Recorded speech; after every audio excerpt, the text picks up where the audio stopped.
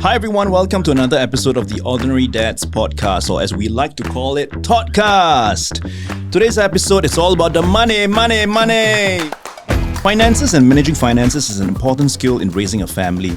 But how do stay-home dads handle their finances, especially when it's mostly a single income family? And more importantly, how can we teach our children the value of money without making money our masters? We're chatting with Zhou today, a stay-home dad that's been watching his kids for 3 years. I got to know Mark from the Ordinary Dads monthly hangouts, and I've learned quite a bit from him about this topic of finances. My name is Josiah, and I'm actually very clueless about this topic of money, by the way, as we'll find out. So I'm actually very happy to have Mark, a friend, here to chat with me about this. We're not financial gurus, and we are constantly figuring our way out. But what we hope to do with this podcast is to share our stories and experiences. And if you have better methods, suggestions, feel free to connect with us on our IG page, or contact us via our website, www.theordinarydad.org. And if you're here with us for the first time and don't know what The Ordinary Dad is, it's a ground-up initiative to give stay-home dads a space to just chill, gather stories, share experiences in hope of encouraging one another on their own individual journeys as parents, much like what we're doing today with this podcast. So, Mark, hello, thank you so much for coming on this podcast. We're going to talk about money. Why don't you just introduce yourself? Hi, Josiah. Thanks again for the chance to just share my experience. Again, like Josiah here, I'm no financial expert. For me, I'm a stay-home dad. I've been a stay-home dad, I guess, for the past 3 years. Yeah, since the COVID time. So it all really just began because my wife decided to work for the COVID-19 swab operations. And we needed somebody to stay at home to take care of my eldest daughter. And I decided to do that. And I really enjoyed it so far. All these precious moments with my daughter. And so far it's worked out well, and we've continued since. And of course, money is something that is important because without money, we can't buy a lot of things that we need. But we would not want money to be the center of our focus and our and all that, because we think that life is more than just money, right? Yeah. Right. Hey, since we're on the topic of money and kids and all that, right? Like a very casual question. When was the first time you were aware of money? Yeah, wow. I think if I recall, perhaps the first time that I can remember is when I was in primary school. and it was a time where all the things in the canteen was less than $1. When I was young, probably to me, money was just a resource, right? Yeah. Just if I can use it to buy things. And interestingly, I love to do this initially was to go to the school bookshop as a young kid to buy all these erasers. I don't know whether you remember this kind of erasers with the flags on it. The country erasers, yeah. Yeah, man. And then you buy, and then you would like fight with one another with like the eraser has to go on top of the other eraser. Yes, exactly. Classic game. Classic game. Not only did I buy it for that purpose, but I love collecting the different countries. Right. So I had this habit that almost every other day I would go and buy a few erasers. But gradually I discovered a problem. I faced a big problem because if I buy too many erasers, I cannot eat. And I think I don't know whether it was very intentional, but my dad, I think, was in a way did not increase my pocket money when I asked him for more, and he wanted me to perhaps learn what are trade-offs, right? Because if I spend too much on my erasers, then I have no money to buy my Coke or my fishball noodles. Right. So, I don't think that they gave me too little, but they decided not to give me too much. Right. And I think that's when I really understood, oh, wow, okay, money is precious. There's limited money. So I have to be very clear what I want and what I need. Yeah. So I started learning how to save up for my erasers. And I'm proud to say that, I think by primary 3, I think I collected most of all the countries. Oh, wow. Yeah, and I kind of developed a system where, okay, maybe this week I'll try if I can buy one eraser instead of every day. And then gradually I realized, actually maybe I can buy 2 erasers a week. Oh. Yeah, and then I kind of sometimes I would even play those eraser games with my friends, right? Yeah. And then it's not really gambling, but no one said it was, Mark. Yes, yeah. But we would actually use money to kind of decide who will win or lose. And then based on the winnings, right, we can go and buy more erasers. Okay, right? That's gambling. Yeah. Well, I didn't know it was gambling then. Yeah. But I guess this is how I really kind of stumbled into, wow, money actually is quite interesting and all that. And so I think that left a very deep impression of me since young, I guess. And, Right. and I guess I learned to be careful with money, actually. That's the thing. Yeah. Do you still have your whole collection of erasers? Oh, I honestly cannot remember where it is. Yeah, probably I used them all up already. Yeah, I wish I could have framed it up, So, hey, Mark, something you mentioned earlier, right? Well, not too little and not too much. I think, that is basically the biggest question that we have, not just for money, but for life in general. How do you have not too little and not too much? What exactly is enough? How can we teach our children to be satisfied? I think it was Socrates that said, contentment is wealth, or something to that effect. So before we get to that rich bits, right, let's talk about what are some of the considerations that went through your head about finances when you made this decision to be a stay-home dad. I know you mentioned earlier about your wife going out to work and then it's COVID period. But I'm specifically asking because some dads out there listening might be thinking of being a stay-home dad, being the primary caregiver at home. But when it comes to finances, they don't know where to start. Well, I guess for me, first of all, I didn't really plan to be a stay-home dad. I kind of like stumbled into it. But actually, right before that, even before I had children, I think with my wife, we were prudent in our spending. Yeah, and I think that perhaps for me, I would say that I started from a point where I was very clear on what I was spending on every month and just being aware of my spending habits. Right. And to me, like right from young when I learned about trade-offs, I also ask myself, right, what do I want to do with money? What do I want to do with my savings? What do I want to do with the resources that I have? And to me, I think more than the value of money, it's what is valuable to me. Yeah. Okay. And so I would prioritize my spending according to this. Of course, it helps also to be aware, what do you really need? And I think early on when my wife and I we got married, I'm happy to say that I married a very prudent and simple wife, so we have a very simple lifestyle, and so we saved a lot. But when we saved a lot, we decided that right on, we would not spend extravagantly on things that we don't need. Okay. Yeah. And so over time we have accumulated our savings, and out of these savings, we also want to bless other people with it. So giving is also another thing that is important to us. Okay. And I think this initial habits of being aware what we are spending on, budgeting, and saving up, spending not more than what we can earn. I think that is the fundamental, because if you spend more than what you earn, then you'll be in debt, right? Yeah. You have to get it from somewhere else, and then things will be, perhaps you'll be anxious. Yeah. And I also never wanted to spend things that I felt that I didn't need as well. I see. Yeah. I mean, when I was young, it was the erasers. Yeah. The only indulgence, I guess, right now in my life is I buy lots and lots of books. Yeah. Initially, I like to buy a lot of gadgets, but I realized that, after I buy a few tablets or laptops, I realized, actually, I just need one of each, right?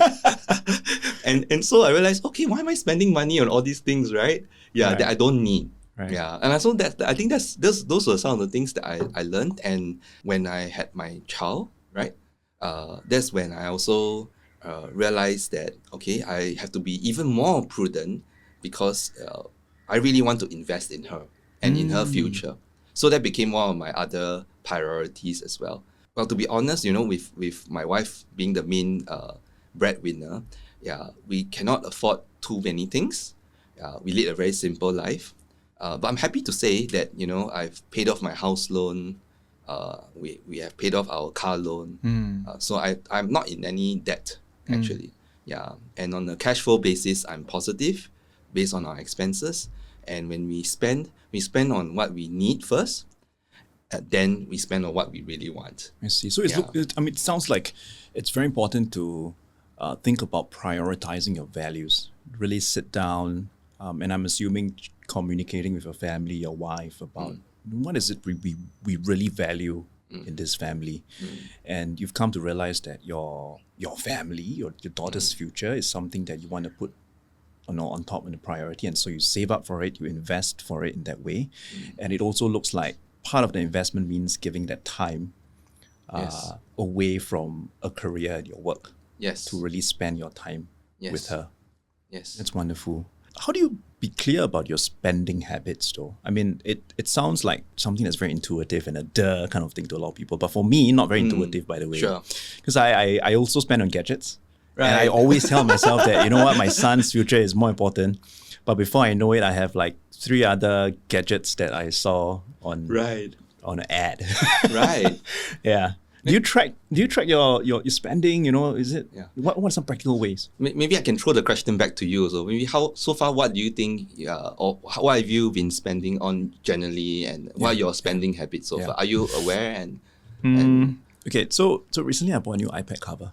okay, But you see, the thing is that I don't really need an iPad right, in my day to day now, you know, Right. with my kids. Yeah, but I just like, iPad. Sure. Yeah, I think it has to do with feeling good after spending and shopping. retail therapy. Retail therapy, yeah. I mean, on a scientific level, what I've read and what I've heard on other podcasts is that there's this dopamine that is being produced. And so I'm beginning to be a bit more aware about it now. Yeah. What I try and do these days is I actually have an app that tracks my spending habits. Oh wow. Yeah. I actually, so if I go and buy char siu bao, for example, Yes. and it costs $1, Yeah. I would pay the money, cash, and then I will put it on my app, $1. Yeah. And then the app helps me to see on what segments have I spent, you know, Right. like the most. Oh Yeah. wow. It's very troublesome for me, and that's why I'm constantly asking people, hey, y'all got like, what are your best practices? For me, it's like, it does, the troublesome part of it does help me to be a bit more mindful. Right. So it's something that I honestly struggle in, but Okay, I think okay. it's me taking this step to recognize that, okay, this can help me put a little bit of a speed bump on Yeah. how I spend lah. Yeah.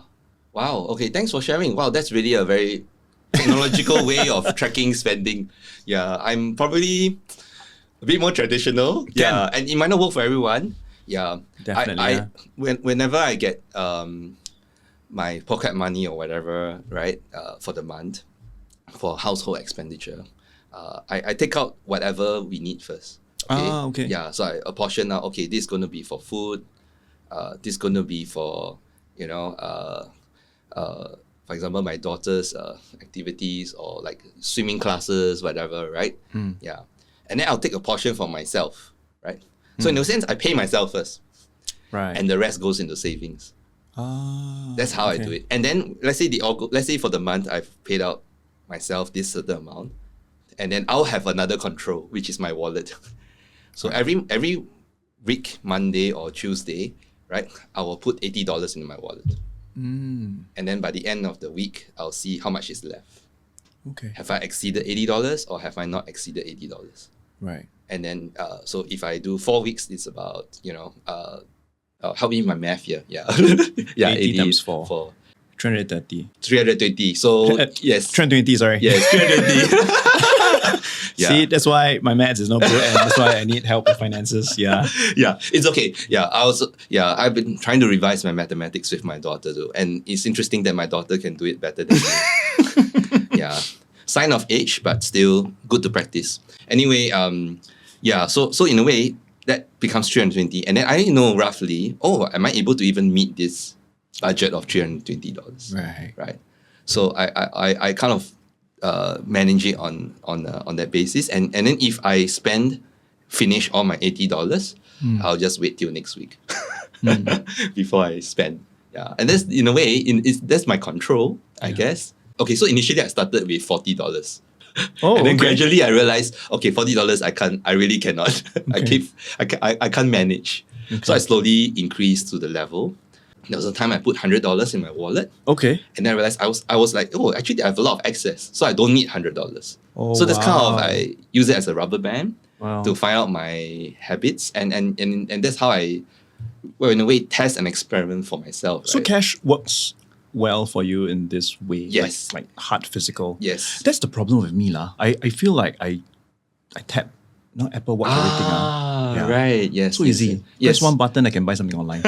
Yeah. Which I guess is probably my root problem, and I'm not sure about the listeners, but it's something that, I should go home and actually you're right. Maybe it's about portioning out physically as cash for some of your day-to-day spending stuff, and then controlling from there. Yeah. Yeah. That's cool. Yeah. For me, I don't know whether I told you about this before. I mean, my own stay-home dad journey, right? Actually, we saved up 8 years. Wow. Yeah. So when my son was born, actually, we kind of chatted about me being a stay-home dad because I saw the value in a father's presence, and I realized I couldn't be present for my kid because of work and all that. Yes, yes. But then I realized that on a very practical level, we couldn't afford it lah. So my wife is like your wife, the financially prudent one. We discussed and then she said, why don't we save up for it? So we saved up for it. And when people ask me these days, like how can you afford to be a stay-home dad? Of course, this is not for everyone as well in terms of how you prepare to be a stay-home dad. But for me, it was a lot about if you value something, you would save resources, you would work towards, trying to make it happen in this way. Yeah. For example, some people like that car. They start saving for the car. Some people like to go on a holiday, it's their thing. And that's great. And they start saving up for a holiday. Right? And they have a jar somewhere, but okay, this is for the holiday. So for us, we had a jar for our kids. Yeah. Wow. So I mean, for me, I think that's going back to something that I resonated with you about, really about what exactly do you value? And I think it's important to constantly ask myself that and to recognize that actually we value taking care of my kids and having that time for my kids. And so we saved up for it lah. Right. Not that I was very, very faithful in saving, because along the way, I think there were some distractions like, I really want to go for that holiday. I really want that new thing. Then you have to recalibrate lah. Yeah. Yeah. So I think it was a lot of communication that I had with my wife as well to remind each other that, oh, wait, maybe this spending can hold off a little bit because we're saving for this other thing. Right. Yeah. So yeah, that's I think that's I never knew that. And I think that's really interesting. Could you share a bit more though? Like, how do you plan for the expenses as a stay-home dad? And you mentioned you took 8 years to save for that. And I'm curious, how do you plan for something 8 years later? Or was it intentional in 8 years? It could have been 4 years, but I'm not very good at saving. Right. Yeah. But how do you know how much to, how do you budget even, like let's say, let's say, I knew that I'll need this 10K in 4 years time. What do you have a number in mind, or it was just like saving a portion of your income? Or how do you work that? I was very blind about it initially, meaning it was just an arbitrary number. Okay. So just let me just get 10%. Yeah. Then after a while, that 10% will accumulate. I didn't do a lot of budgeting, to be very honest, to begin with. And maybe that's why it took me 8 years. Because I didn't know how much it cost to live day to day with my kids. Sure. And I think also maybe because as the kid grows, the expenses also fluctuate. Yes. Yeah. So for me at that point in time, it was really about trying to save as much as possible so that I would have that freedom to say, I want to make this decision. Yeah. Yes. Of course, on hindsight, maybe probably we could have done it with a little bit more budgeting. But I guess it's all in due time, and I'm glad it worked out lah. Right. Wow. Yeah. And it also presented as a test in itself when the time came for me to be a stay-home dad because of circumstances, and also because we recognized that my son really needed someone at home. Then I asked myself okay, now that we have waited this long, do I still want it? Okay. And if I've waited this long and I still want it, and I still see value in it, back to that, buzzword for the day, I guess, value. Yes. Then it is what I have to do lah. Yeah. So that was my process of being a stay-home dad, and on the practical and financial front, that's how we dealt with it lah. Right. I see. So in a way, the tipping point was when you saw the need to stay at home with your son. Yes. Yeah, and not like a arbitrary monetary goal per se lah. Yes. Right. Yeah. And I think that's important because I don't know whether you notice you mentioned the word freedom. Oh, okay. The word freedom to have when you have the resources to have the freedom to choose what you really want. Right. And I think that's to me a very important concept in money, because the goal of money is not to have more money. You know what I mean? The goal of money is about having the freedom to be able to choose and decide for yourself what you want to do with that. And I think, when it comes to accumulation of wealth or accumulation of resources, the money is itself a motivating factor, right? Who wouldn't want $1 million, right? But the question really I ask myself is, even if I have $1 million, what will I spend it on? Yeah. And if the goal of it was to earn that $1 million and only just spend it for myself, Yeah. then that's actually quite a selfish, in a way, thing. I'm not saying that, it's just focused only on my own needs. But with that $1 million, actually I could do much more than just only on myself. Yeah. I could use it to invest in people. I could use it to invest in so many other areas that could have even greater value, right? And even greater legacy. And when I look at rich people, very ultra rich people like Warren Buffett, who's a very well-known investor. I'm not sure if you're aware, he actually signed a pledge to give away the majority of his fortune. Yes, right? I heard about that, yeah. And when I read about his life story and all that, right, money was obviously not a factor for him. It was not about accumulating the money. And he had a quote that I really love a lot. You should leave your children enough so they can do anything, but not enough so they can do nothing. Yeah. So I feel that as a Christian, as a husband, a father, and even an investor, I want to be responsible with my finances. But more importantly, I want to teach my family what is truly valuable. Yeah. And one of the things that's most valuable to me is time. The value of spending time with my family is something that you cannot measure with. I just need enough resources or money to have the freedom to be able to do that with my children and with my family. Do you have a personal approach when it comes to finances or a personal philosophy? In a way, yes, I guess. I think it's very important, I guess, for me to know not just how much I have, but, how and why am I using money for? Okay. Right? And I have a mentor, Joshua Fong, right? And he really helped me to understand that, money is just a resource and it should not be the end goal by itself. And, when it comes to money habits, we need to ask ourselves, how are we using the resources that we have to invest in things that truly impact lives and can leave a lasting legacy? And I think he defines this not as financial freedom, he defines this as a financial impact. Because there are a lot of people out there who are, saying you invest in crypto, invest in stocks, invest in options to get that financial freedom. And what they really mean is earn tons and tons of money so you can do whatever you want. But I say that if that is true, does it mean that only the rich can be truly financially free? And he disagrees with that, my mentor. I learned from him and from his lifestyle that as long as you don't spend more than what you can earn, as long as you are prudent in the allocation of your resources, and most importantly, when you allocate your resources to invest perhaps in people, in your family, the value you create is far much more than the money that you invested in. And to me, it's really not just the value of money, but it's really the purpose and what do we truly value and how can money help you to do that as well. And I think that, anybody can be financially free in that sense. And, the freedom to be able to choose, to choose what I want to eat or what I want to wear. I mean, having said that, of course, if you have more money, you have more options lah. Yeah. And I think for myself, because I've chosen to be a stay-home dad and I've chosen to invest in my family, I've deliberately let go of certain extravagant options for, to me, what I think is more valuable, which is the precious moments I have with my daughter, whether it's, the walks after primary school, walking back home, or it's probably the few moments I have playing with her on a weekday afternoon in the swimming complex.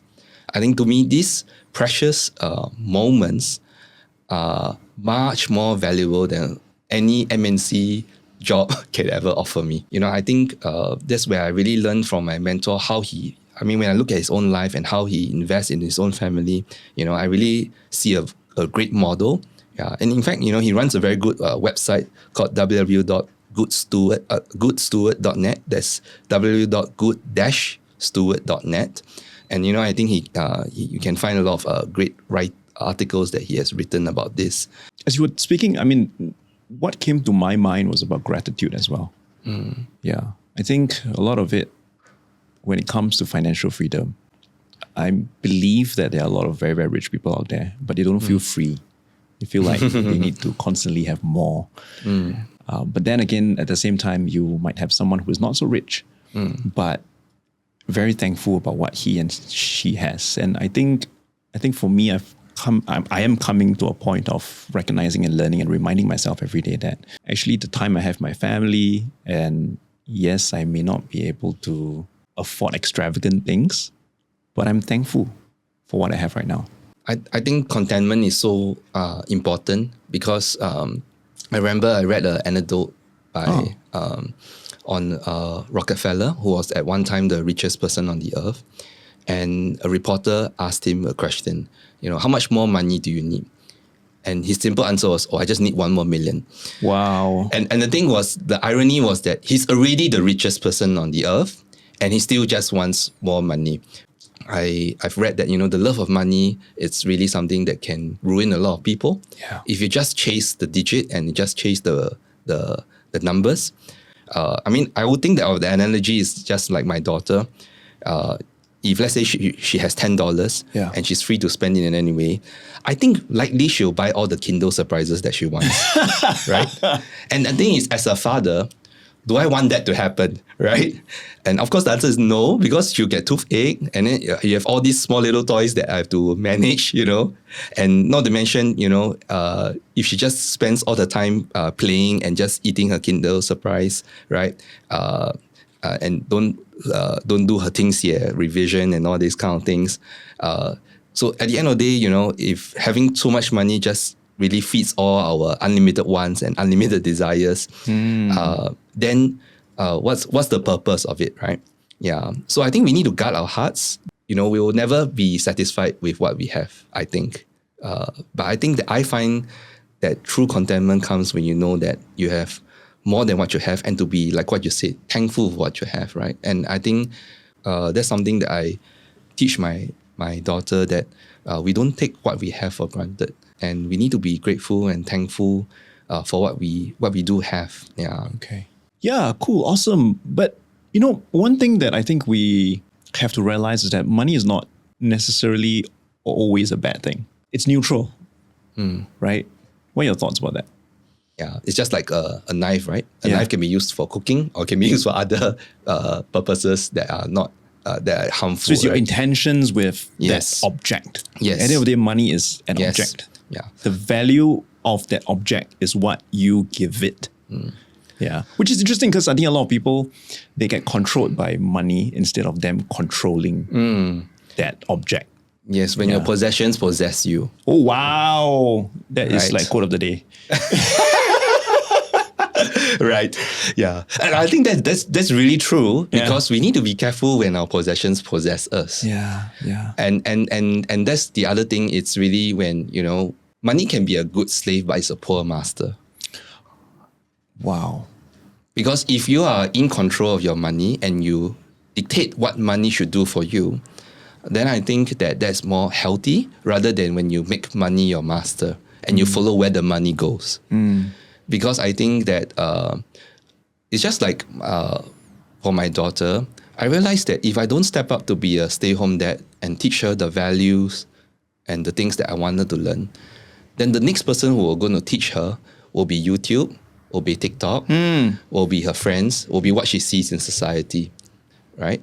And therefore, to me, I'm willing to set aside monetary benefits to invest in her because she's valuable.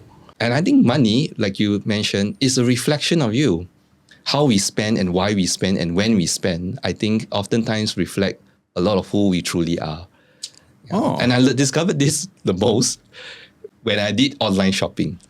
And now we have a lot of online shopping apps and all that. They have a lot of these games. Right. And I just love accumulating all these coins and all these campaigns and getting all these discounts, And then I realized I was spending beyond my means. And so I reflected, how did I get, obsessed about keep buying all these things? And then I realized that deep inside of me, there was this I guess, a bit of a FOMO kind of attitude, like, I can't miss out on this 80% discount. I can't miss out on this. And and that really helped me realize, okay, that's something I need to watch out for. And that's something I discovered myself. So going back to the reflection about yourself, I think you collecting coins is your inner child collecting erasers. Yeah, I guess so.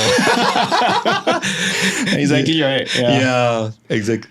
I wanna direct the conversation back to you and your wife. Now that your wife is the breadwinner in the family, right? Does it affect you?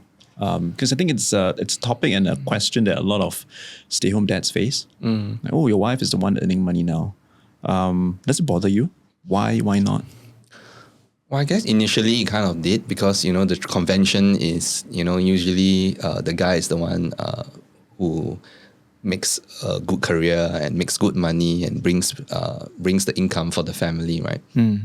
But after a while, if the goal of me as the head of my household is to raise up my family and build a safe, loving family, and that is the main goal and the main purpose, then I think that, the role of the income generator or breadwinner doesn't necessarily need to be always me. It can be delegated to my wife. And I think, of course, I struggle to still explain this to my friends Sure.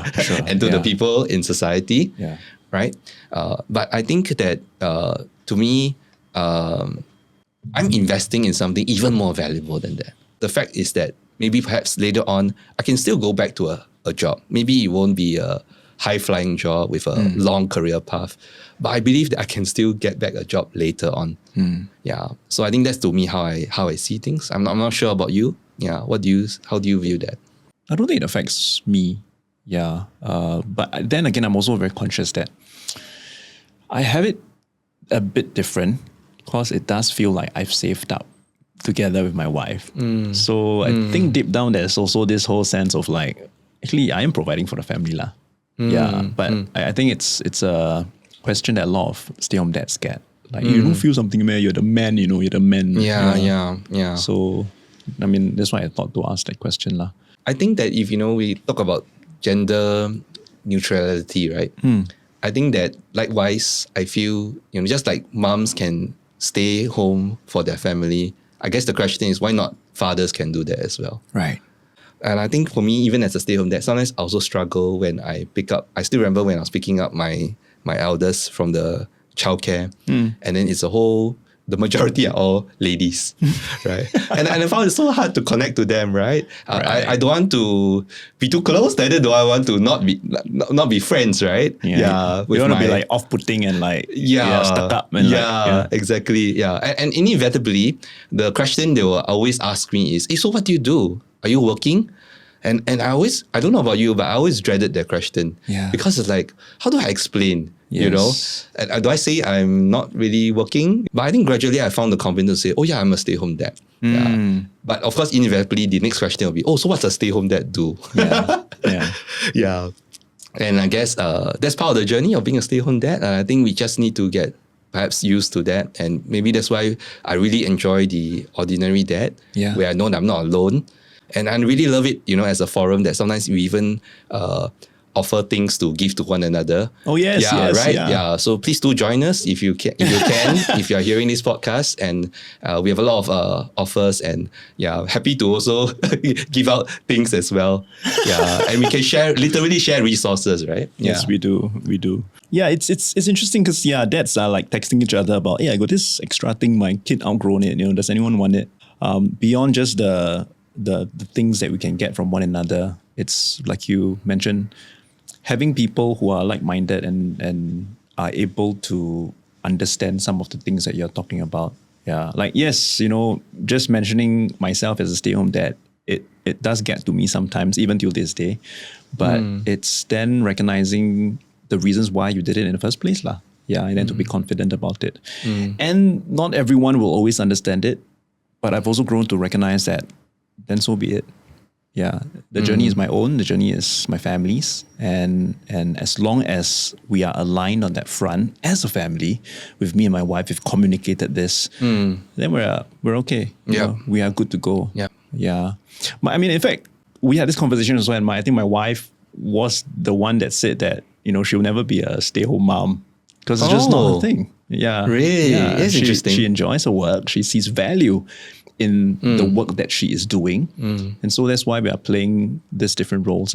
You know, it made me think of a conversation I once had a friend. Yeah. My friend also sat me down, hey, why are you doing this stay-home dad thing? I don't get it. I don't understand what you're doing. And he was really concerned about me. Like, why aren't you getting a job? Yeah. You know, providing for your family and all that. And I asked him, okay, so let's say I have a job. I've earned my money. What am I going to do with it at the end? He said, after you earn enough money, then you can retire and spend time with your kids and then do what you want. Then I said, what do you think I'm doing then? Spending time with your kids, exactly. Wow. I'm already doing that, right? Wow. And I don't need to go through 10, 20 years of work and competing with one another in the workplace and all that. Wow. Just to do the same thing. Yeah. And I'm doing it much earlier while I'm young, in the prime of my time, in the prime of my life, with the energy to be able to run with my child. Yeah. In a season where your child is, still learning and forming and needs that connection with the, And you know, to me, I've discovered that I don't need a lot to do this in terms of money, right? Yes, I cannot, like some of my friends, go to Switzerland for a skiing holiday. But it's okay. I'm very happy going to Wild Wet with my daughter on Pasir Ris and having that time. You know, when I was growing up, you know, my dad and mom were busy with work and they often flew around regionally and they often had very little time with me. Right. And I still remember to this day that, you know, there were times where I was standing at the window grill shouting out, you know, Papa, Mama, where are you? Thinking that they will be able to hear it somewhere. Wow. And to me, that was what I wanted at the time. I see. Fast forward now, you know, I have my own family and my parents now want to spend time with me. But it's very difficult now when I have my own family, practically as well, right? Because I have to raise my own kids. So I think that the idea of working hard, accumulating all your wealth so that you can later retire and spend time with your kids, people might not be able to see that at the tail end, there are trade-offs. Okay. Right? There are trade-offs I'm not saying that you cannot do this. I'm just saying that to those who are working full-time, also it's not just about budgeting your money, but also budgeting your time. Right? To allocate time to invest in the things that you truly value. That's because some things are, once it's gone, it's lost. That's a great way to put it. Yeah. I mean, we sound like we are promoting the stay-home dad life, but actually, I think it's also good to mention that this whole stay-home dad model might not work for every family. Yes. And that is fine. Yes. I think at the end of the day, it's about trying to figure out what is going to work for your own family with the context and the different consequences and circumstances that you guys have. For some families, like you and I, we have discovered that being a stay-home dad works. For some families, both parents have to go outside and work and earn a living, but they have found their own ways to budget time as well for the kids. Yes. And that's great, you know. Yes. So it's not that, you know, if you are not a stay-home dad, you're bad. If you're a stay-home dad, you're good. It's really about trying to see how you can make sure that the things that you truly value are able to be managed on all different fronts. And I think even though we're talking about money, but if I may digress a bit. Yeah. I read a very excellent book by Professor Clayton Christensen, who wrote a book called How Do You Measure Your Life? And I believe that when I started out working, I measured my life literally by my salary, right? Yeah. Okay. For me, because that's one way of, okay, you know, I'm earning this X amount, and in a way that is kind of the value that I am, how much I'm valued in society. But over time I realized, and through his book, that at the end of the day, you know, people on their deathbed will not say, oh, I wish I had more money, or I wish I was at this position. They always ask for more time. And as a finance person, we all know the time value of money. And time is something that once it's lost, you can never earn it back. And I think we all have to come to, I guess, a reckoning. Where are we investing our resources of time as well? Yeah. And I think that's important because I've seen a lot of my friends, my peers, who, because in the early years of their career, gave up time with their children, and now they're trying to re-establish a relationship with their children. And I see some of them are sometimes struggling a lot Yeah, and they are good people. They are very responsible parents. They've done what they can, but sometimes because of work, I understand. They are unable to be with their kids. So I think that's something that we just need to be mindful of as well. Yeah. Before we continue, I want to thank our production sponsor, Miles & More, who's making this recording possible. A link to their work is in the show notes, so do check them out. We want to also take this time to thank Common Ground Civic Centre for supporting The Ordinary Dads with a space for stay-home dads to gather, share stories, and find comfort in each other's experiences.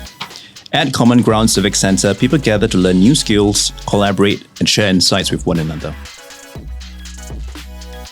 So let's get to the whole discussion about kids and money. I feel like kids, when they go into primary school, especially primary school, because that's the first time that they get pocket money to spend during recess. And suddenly there's this whole freedom, like, wow, I can spend my own money.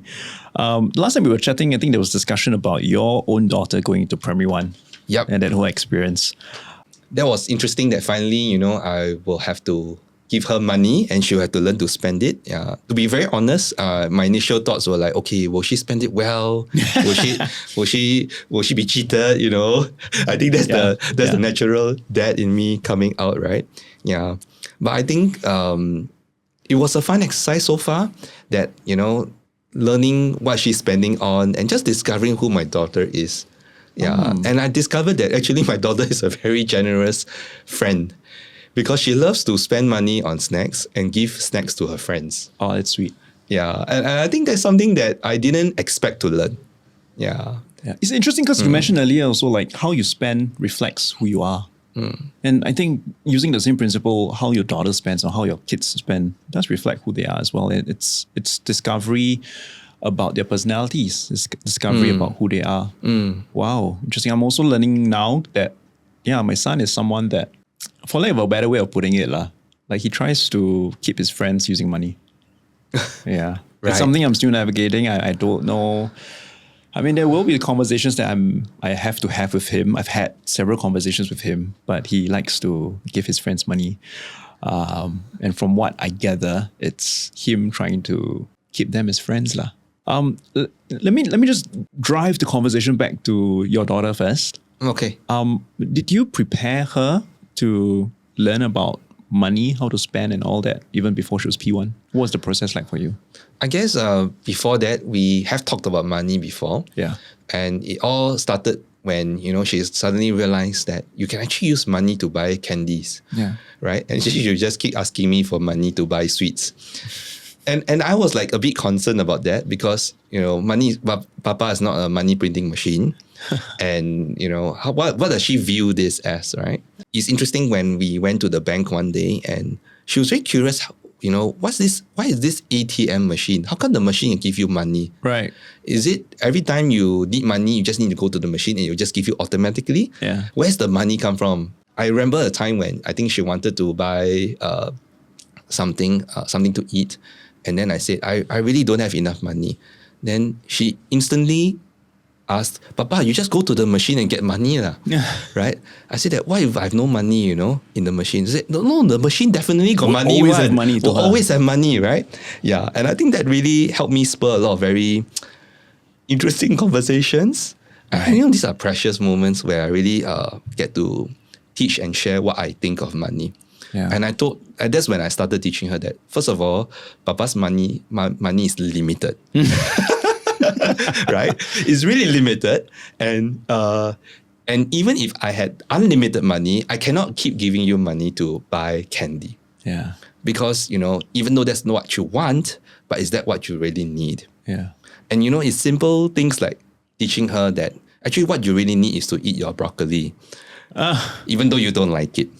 I always at lunchtime or dinner time, I'll tell her, yes, I know you don't like it, but you have to learn to do things that you don't like for a bigger benefit.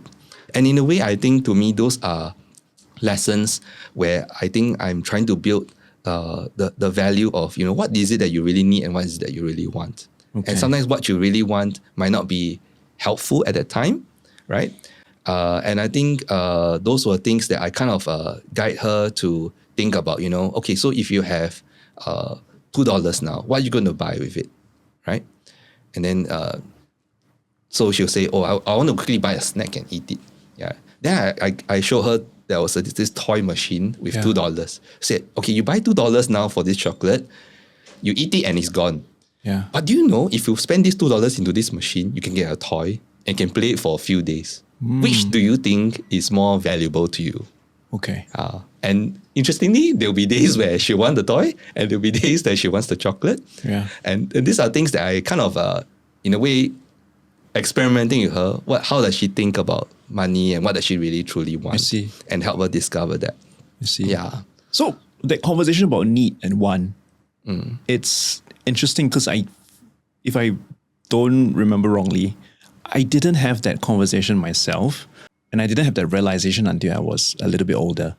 But your daughter is like P1. Yeah. So it's also a conversation that I'm beginning to realize I need to have with my own kid as well. And what I'm hearing is that your kid, even though she's P1 or before that K2, right? It's actually not too early. Yeah. How does the conversation look like though? Like, how do you define need and how do you define want? Because to a kid, everything is a need, right? Yeah, I need a chocolate. I'll die. Yeah. I think it's not easy to be able to teach that concept. I'm still experimenting and telling her. But right now, I guess I'm slowly teaching her, right, that if you eat too much chocolates, there's consequences. Okay. Right? So for example, like the toy and the chocolate example, right? I gave her, sometimes I'll reflect with her like, hey, do you think this is a good investment? I would tell her that, instead of buying that chocolate, you can buy this toy that can keep playing with and even play with your sister, right? And that's when she realized that, oh yeah, actually this has more value out of that. I think what I'm also trying to teach her is that if you are able to delay some of your wants, right, you might actually have more later on. So a delayed gratification. Yes, a delayed gratification. Yeah. Right. So recently, as she started P1, and there are days where she will eat enough but save more. And then I was very curious, why do you want to do that? And then she said, oh, because I can save more money. If I save more money now, in the future, I can decide what I want to buy. Wow. And I thought, okay, I've done something right, I think. I don't know how I did it. Pat on the back. I didn't know how I did it, but I've done something right. Yeah. And to me, that's really what I want to see, right? Okay. That she's able to save more so that she can, and she might not know exactly what she needs in the future. Yeah. Because it's very hard to sometimes define it to a young child, and probably she was not very sure what she wants. But she knows that because she has saved enough money, she has the freedom to choose it later. And she has more, right? And there's this story that I really love about, if you read the story of Joseph, who, when he basically was in charge of the nation of Egypt. This is a story, by the way, from the Bible, right? And there was a story that, there'll be 7 years of a lot of immense harvest, and there'll be 7 years of famine. And we read the story that, Joseph was able to save a lot from the 7 years of that great harvest so that it will cover enough for the years of famine. And I always use this as a great example that, hey, you see, this Joseph, right? Because he was able to save the harvest, in the years when he doesn't have enough, he's able to spend and not grow hungry. And I think that idea kind of got into my daughter's mind. Because, whenever she says, she's like, you see, I'm as good as Joseph, right? I save for next time. Right. And when it comes to, I guess the other way of me trying, I'm not sure if this works, and it might not work for everyone, between needs and wants. I define needs also as things that will help you grow in the future, things that will be beneficial to you. And sometimes what you want might be harmful for you. It might seem very exciting. It might seem really good right now, but it might not be good for you in the long run. Like the whole example of candies and chocolates, which is, there was a time I think she kept asking me to buy lots and lots of biscuits and chocolates, and she fell sick. So I told her, okay, so because we've been eating too much, now you cannot eat for the next few weeks because you're coughing and all that. And then sometimes I'll remind her this example, right? So I'm not saying that you cannot buy chocolates at all, But if you keep buying it, do you remember? You fall sick again, and then there'll be several weeks that you cannot eat whatever you want, right? So why don't you learn to moderate and control that? Yeah. So I guess in my is my long answer to how I'm trying to teach first needs and wants. And the other way I think I show her is through my life. Okay. Right? Like there was a day that I think she came back and she was talking about how her friends went to Switzerland and went to Taiwan for holiday, and she simply asked me, Papa, why cannot we go to these places? I said that I want to. I really want to go to these places, but Papa don't have enough money. Then as usual, answer is, then you go and find more money lah. Yeah. Then I asked her, okay, the question is, what when I go there to Switzerland with you, or let's say I go to Taiwan with you to have a lot of fun, right? Is it any much different if I bring you to Wild Wet to have fun with you? Then she thought about it for a while. I said, okay, it's something similar, right? I said that actually what's more important is not where we are playing, it's who we are with. Wow. Okay. And to me, that is more important. What was her response? Response, okay, fine, no problem. Wow. And then, I mean, the following week we were going to Wild Wet anyway. I see. Yeah. And I'm saying that we can have as much fun at Wild Wet as we are having in Switzerland. And we don't need to go to Switzerland to do that. Yeah. And so that's my telling her that, I want that, but I don't really need it. Right? What I you just need need is the time, the quality time with each other. Exactly. I see. I like how you have intentional conversations with your daughter about like finances, needs and wants. And I feel like that's something that I need to have a little bit more. And it also is quite encouraging to hear that you are not telling her what to do and what to spend on. You're constantly asking questions. Is that right? Is that something that you try to intentionally do?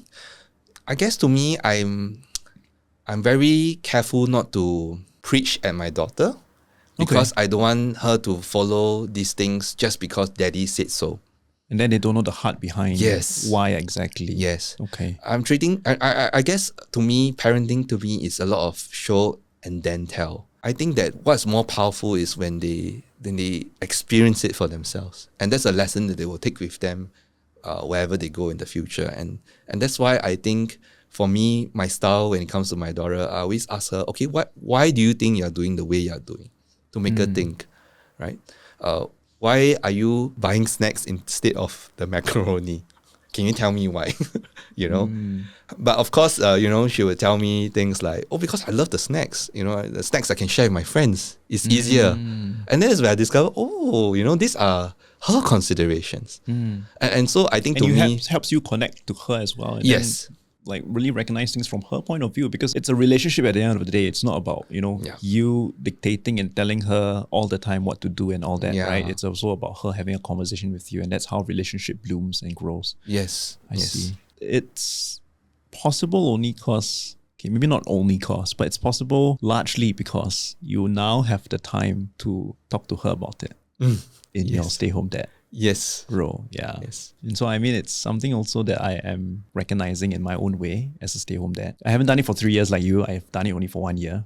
But yeah, it's just pockets of time which I recognize that, I probably wouldn't have the mind space even to be processing certain things with him if I had been working previously. Yeah. Again, I think some people have the ability to do that. I somehow don't have the ability to do that. Yeah. I can't really switch hats. I'm made, as such. And so my way of dealing with it is, let me take myself out of a certain system so that I can be present with my kid to be able to talk to them about certain things. Yep. Yeah. So that's cool. What age do you think we should talk to kids about money though? It's it's a question I think came up during our last chat as well. Yeah. I think that's a great question, and I don't think there's a definitive age. But I will only say from my experience, it started when she asked me about money, and she was curious about it, and that's when I went into the topic with her lah. But I waited for her to ask me, I guess. Okay. Yeah. So you didn't actively like, okay, come sit down. This is $1. Yeah. Or this is lesson time, right? Okay. I really appreciate that there was a time in K2 in her school where organized a canteen session for the K2s.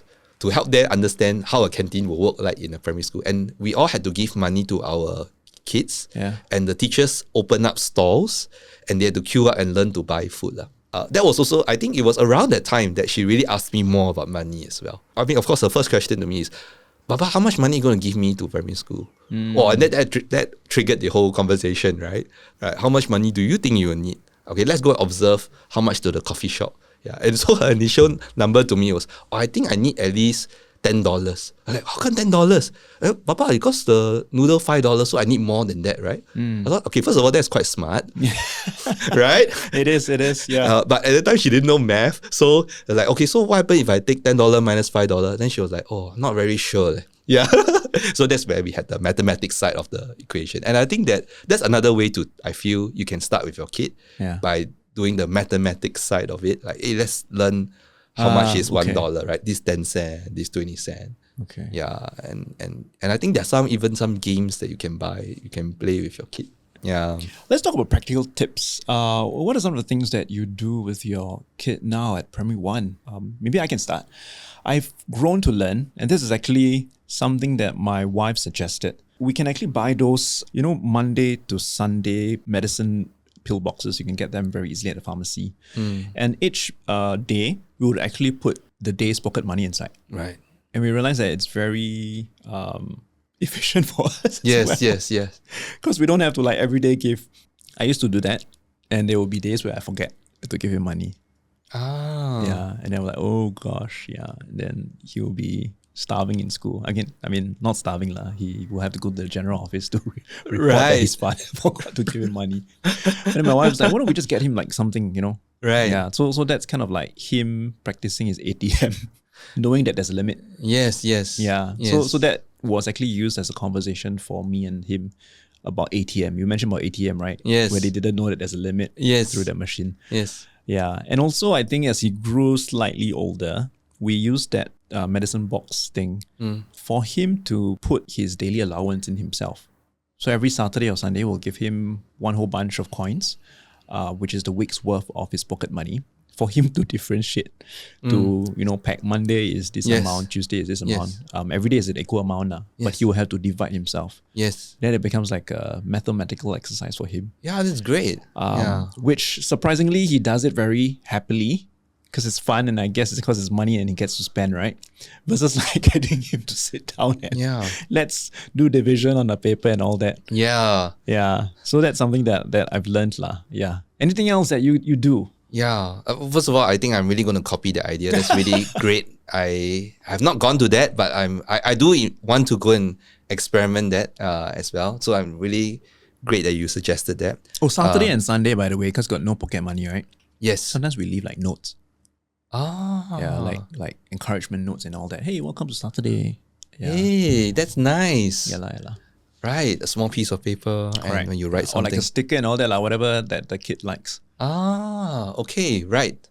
Okay, for me, I guess so far I'm still giving her every day, but I kind of wanted to experiment this idea to help her understand that, money is not effortless. So I give her incentive that if she helps me fold the clothes for the day, she can earn 30 cents more. Right? And so far my experiment and my journey with that is that, sometimes she would just fold her clothes in a way that I do not want. And she thinks, I deserve the 30 cents because I've done it. Yeah. Right. But I also told her that, because I'm paying you for it, right? You have to do it well, Yeah. Yeah. And I think I'm enjoying teaching her the process. Okay, you have to maintain certain standard because when people pay you money, they expect you to give your best, right? Yeah. And I think, that's how Papa earned my money.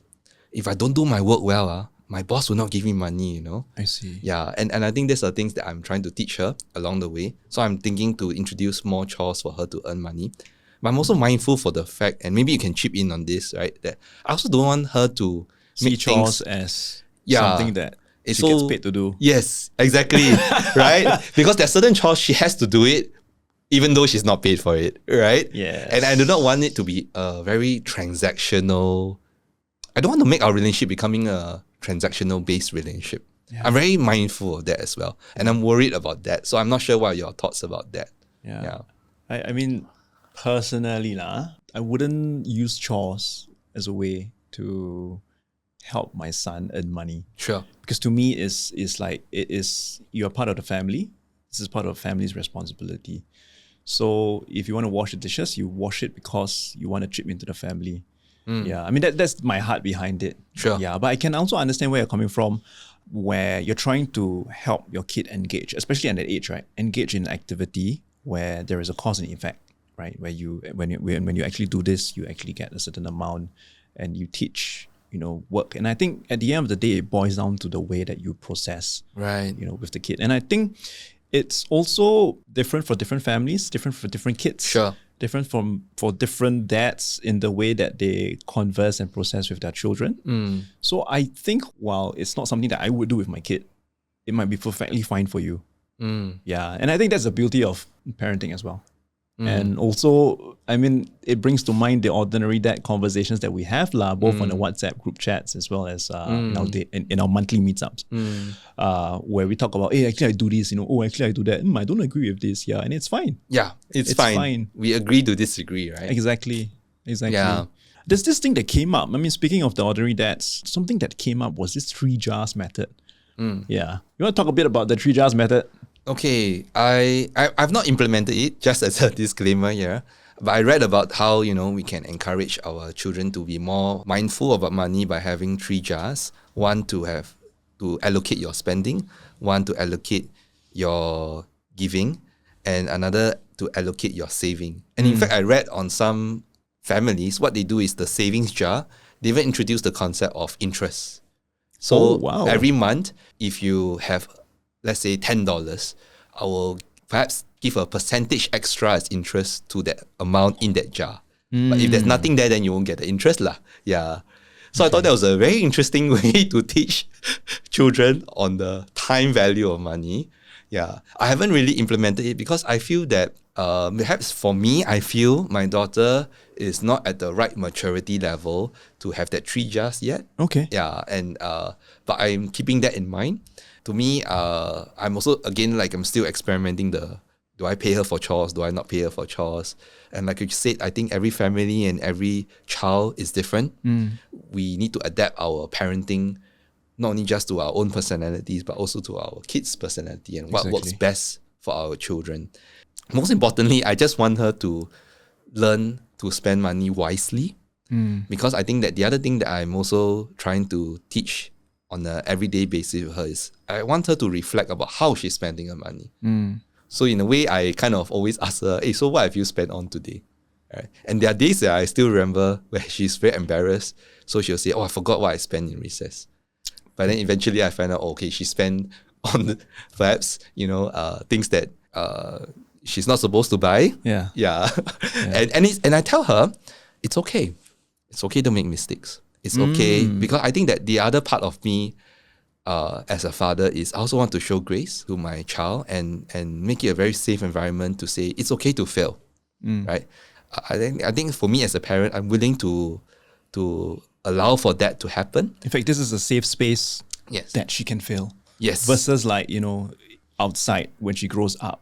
Yes. When she really overspends, that is not a safe space. Yes, correct. Yeah. And I think there's certain, like we mentioned, there's certain boundaries, right? Yeah. And I think that's something that I try to do practically as well. When it comes to so far the jars, I really only have one, which is a savings bank for her. And I just want to encourage her to just start saving first. Yeah. And I think the rest can maybe come later. I don't know about you. Yeah, maybe you can share. I actually adopted the 3 jars method immediately after that session. Right. How's your experience? Yeah. So it's a literal physical jar that I label. One is for, I believe I labeled it for myself, to bless others. And then the last one is for future savings. So that is the jar that you do not touch at all. That it's for his future, for his education and all that. And then he thinks about how much he wants to allocate for each jar. Yeah. So I'm not at the level where I teach him, which one should be more, which one should be less. But I think for him to start recognizing that, yes, I have this amount of money that I didn't spend and I can save on, but you can actually start portioning each for different purposes. I'm not rich enough to give him interest yet, Yeah. Sure. But I think that's interesting. I've never heard that. But I think, maybe in future, maybe we can introduce that. I mean, I guess you can adjust it. Yes, But I thought that was an interesting way to kind of, your savings have interest. Yeah. So he very interestingly came back one day and said that he wants to withdraw from his blessings jar to buy stuff for his friends. Yeah. My son, as I mentioned, likes to bless people. And it's his way of showing love, gifts. And he also recognizes that the more he uses, the lesser it becomes. So he starts to recognize that, okay, wait, maybe I should tahan a bit. Yeah. So I do see the value in this tree savings jar. Right. Yeah, so, I mean, just something for people to consider. So I'm curious though, on a practical note, so every day he comes back to the 3 jars and he just puts what he wants in each of the jars, or how does it work? He puts what he wants. Okay, with whatever but he's the deal is that each one has to have something lah. Yeah. So if he has 60 cents, for example, one day he will put 20 cents, 20 cents, 20 cents. Another day he will feel that, you know what, I do want to bless someone in the short term. So again, there's the time value there. Maybe what I can do is I can put 40 cents in the blessings jar, and then 10 cents in the savings jar, and then another 10 cents in the jar that's supposed to be spending on myself. Right. So I'm curious, for the spending jar, do you allow him to spend whatever he wants? He has and to he ask can for take permission. out. That is the boundary lah. Right. And then we have to process law, like, why do you want to spend on this? Yeah. And I think after this conversation about you talking about needs and wants, and I think it's going to be something that I'm going to visit with him again. Yeah. Cool. Right. Thank you so much, Mark. I think we've chatted a lot about money, finances. Thank you so much for your time. Thank you so much. So rounding this up, I firmly believe that the decision to stay home as a parent is an act of legacy building. So do a shout out to your kid. If there is one thing you'd like to tell them to hold dear to her heart about whatever we discussed today, what would it be? Imagine them tuning to this podcast years later. This is you depositing into the jar right now. What is something that you want to tell your daughter?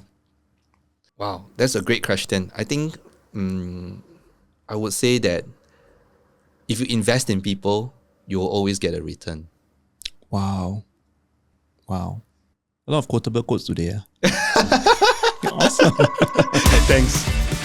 And thank you, listeners, for spending time with us. Do remember to check out the previous episodes too if you haven't. And if you've enjoyed this, drop us a shout out so it would be encouraged. Or, better still, share this with your friends. Till then, while parenting is anything but ordinary, the love, care, and commitment of ordinary dads does wonders to this sometimes mundane and perplexing parenting journey. You're not alone, ordinary dads. See you soon.